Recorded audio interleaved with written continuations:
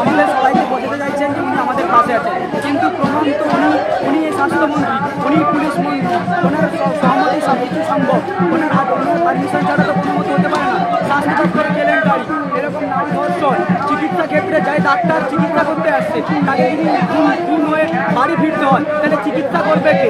চিকিৎসার উপর ভরসা কি করে থাকবে? সমাজের মেরুদণ্ড যেভাবে দাঁড়িয়েছে শিক্ষা সমাজ, স্বাস্থ্য সমাজ, সেই শিক্ষা সমাজ, স্বাস্থ্য সমাজ সব কিছু এখন নষ্ট হয়ে যাচ্ছে।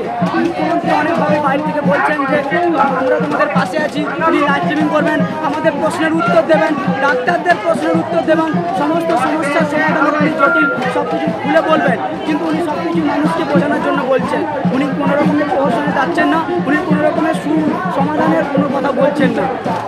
উনি এমনভাবে বললেন যে তোমরা ছোটতে তোমাদের আবদারটা রেখে দিলাম, এইভাবে উনি এটা লঘু ব্যাপার, এটা কোনো ছোট বাচ্চার কোনো আবদার নয় যে তোমার দুর্গাপূজায় কোনো একটা বেলুন দেখলো যে বেলুনটা কিনে দিতে হবে, উনি রেখে দিতে ওই আবদারটা মেনে নেবেন। এটা হচ্ছে একটা নারীর স্বাধীনতা, একটা মেয়েকে ধর্ষণ করা হয়েছে, একটা ডাক্তারকে ধর্ষণ করা হয়েছে, তার বিরুদ্ধে প্রতিবাদ। এটা শুধু আমার লড়াই নয়, আপনার লড়াই নয়, এটা সারা বাংলার লড়াই। আমাদের সবাইকে এক হয়ে লড়াই করতে হবে। আজকে সেই মেয়েটার সাথে হয়েছে, কালকে আমার বাড়ির মেয়ের সাথে হবে। যদি আমরা এর প্রতিবাদ না করি তাহলে দিনে দিনে এটা পাড়ায় পাড়ায়, আজকে শহরে হয়েছে, আমাদের গ্রামে গ্রামে হবে, জেলায় জেলায় হবে। তখন তো আটকানো যাবে না, আমাদের সবাইকে যুব সমাজকে জেগে উঠতে হবে। আজকে জুনিয়র ডাক্তাররা ওনারা এতদিন ধরে বিদ্রোহ করছেন, আন্দোলন করছেন, সংগ্রাম চালিয়ে যাচ্ছেন, কোনো কিছুর সাথে আপোষ করছেন না, রাজনীতির কোনো রং গায়ে লাগিয়ে দিচ্ছেন না, অরাজনৈতিকভাবে স্বাধীনভাবে তারা স্বাধীনতা এখন আন্দোলন করে চলেছেন। কিন্তু এই আন্দোলন আমাদের গ্রামে গ্রামে, পাড়ায় পাড়ায়, সব জায়গায় আমাদের এই আন্দোলন চাই, কারণ যাতে ভবিষ্যতে এই ধরনের ঘটনা কোনো রকম গ্রামীণ দিকে, কোনো চিকিৎসা ক্ষেত্রে, শিক্ষা ক্ষেত্রে কোনো মেয়েকে যাতে না ধর্ষণ হতে হয়,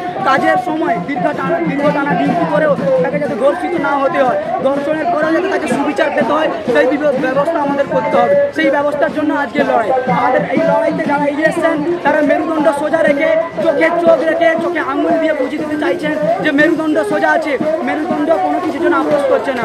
আর যেনারা আসছেন না, ওনাদের মেরুদণ্ড কীরকম আমি জানি না, তবে এইটুকু স্পষ্ট বোঝা যাচ্ছে যিনারা সংগ্রাম করছেন না ওনারা চাইছেন যাতে সংগ্রামটা না হোক।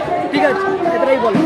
মুখ্যমন্ত্রী এখানে এসে বলেছেন যে যারা দোষী তারা আমার শত্রু না, তারা আমার মিত্র না। এটা কি ধরনের কথাবার্তা, কি বলছেন এটা আপনি? তাহলে মানে প্রভাব বাক্য উনি শুধু জাস্ট মুখেই বলছেন যে শত্রু নেই, তাহলে উনি এত অভিযোগ উঠছে, এত রকমের আন্দোলন হচ্ছে, এত প্রমাণ পাচ্ছে, এত প্রতিবাদ হচ্ছে, তারপরেও কেন তুমি স্টেপ নেননি? উনি কেন তাদেরকে পদত্যাগ করেন? যারা পদত্যাগের দাবি করেছিল, যারা পদত্যাগের জন্য অ্যাপ্লাই করেছিল, তাদের পদত্যাগ ফিরিয়ে অন্য জায়গায় ট্রান্সফার করছেন, অন্য জায়গায় পদাধিকার দিচ্ছেন। কিসের জন্য? তাহলে যদি উনি যদি চান যে তোমার বিচার চাই, উনি যদি আমাদের সাথে দাঁড়িয়ে থাকেন, উনি একদিন রাস্তায় হেঁটেছিলেন যে বিচার চাই বিচার চাই, সেদিন তো বোধহয় পুলিশ আটকাননি, তাহলে আজকে ছাত্র সমাজকে কেন আটকাচ্ছে? আজকে ছাত্র সমাজকে কেন বাধা দেওয়া হচ্ছে? কেন প্রতি জায়গায় বলা হচ্ছে যে তোমাদের এই সব বলা যাবে না, তোমাদেরকে চুপ রাখতে হবে? কেন সবাইকে ঢাকা দেওয়া হচ্ছে? পুরো ব্যাপারটাকে যাদের পরপর আস্তে আস্তে করে মিলিয়ে যায় ওই ব্যবস্থা করছে। কোনো স্বাধীনতার কোনো সুযোগ নেই। আমরা কবে থেকে স্বাধীন হয়েছি, কিন্তু বর্তমানে এই সমাজে দাঁড়িয়ে আমরা কি বলতে পারি যে আমরা স্বাধীন? আমাদের মধ্যে কি সেইটুকু সাহস আছে, সেইটুকু মূল্যবোধ আছে যে বাড়ির মেয়েকে, বাড়ির মাকে, বাড়ির দিদিকে আমরা নির্ভয়ে রাত 9টার সময়, রাত 8টার সময় বাইরে যেতে দিতে পারি? এইটুকু কি মূল্যবোধ আমাদের মধ্যে আছে? নেই। আমরা আজকে গরমকের মতো দাঁড়িয়েছি, আমাদের কিছু বলার নেই, আমাদের মুখ বেঁধে দিয়েছে। আমরা আজকে সব কিছু বাঁধন খুলে আমরা প্রতিবাদে এসেছি। আমরা আজকে দীর্ঘ টানা 39-40 দিন আমরা প্রতিবাদে নেমেছি। আমরা চাইছি সুষ্ঠু বিচার হোক এবং অন্যান্য যে পদক্ষেপ আছে আমাদের 5 দফা দাবি, সেই দাবি মেনে নিতে হবে। যতদিন না মানবে আমরা এই রাজপথ ছাড়ছি না।